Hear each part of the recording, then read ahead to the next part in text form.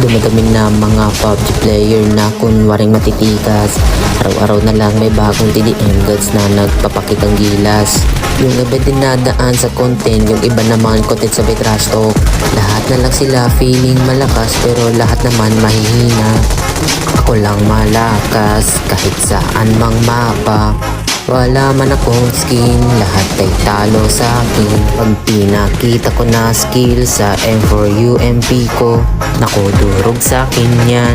Lahat sila luluhod, kahit isama mo pa si Fortro. Eto 10 pati si Claire, dagdag mo si Barney.